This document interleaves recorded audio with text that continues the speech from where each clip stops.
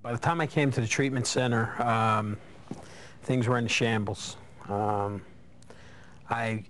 had abandoned my family. I was basically unemployable, and along the way had lost a couple of very good jobs in the radio industry. I was on welfare, and I was running out of money, or I was out of money, and was beginning to even commit petty crimes to support my habit.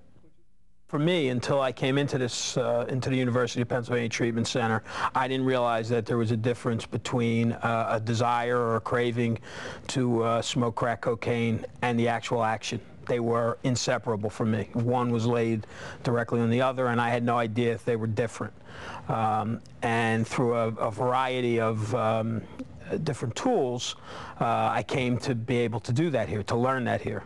One of the tools was the relaxation, and the relaxation I did not use in personally in direct response to craving, but rather I use it in the morning and the night as kind of a preemptive strike to kind of keep the craving off of me. One of the tools that worked the best for me was the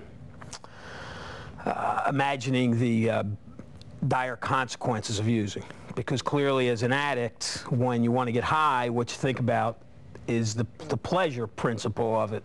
The, boy, I can't wait, this is going to happen, it's going to feel like this, I know how it feels, and it's going to be great.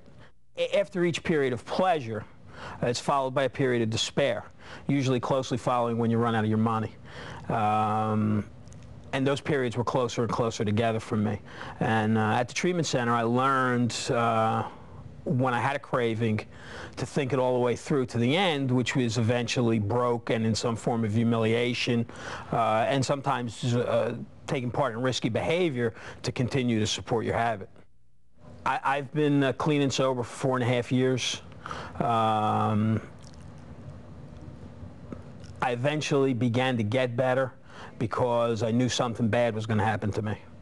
I didn't know if I was going to die or do time in prison, but so I knew my time was up and something bad was going to happen. Right now I feel like my sobriety is very solid, although I continue to take steps today to keep it that way, because although my sobriety is solid, the consequence of any relapse, in my opinion, will be fatal to me.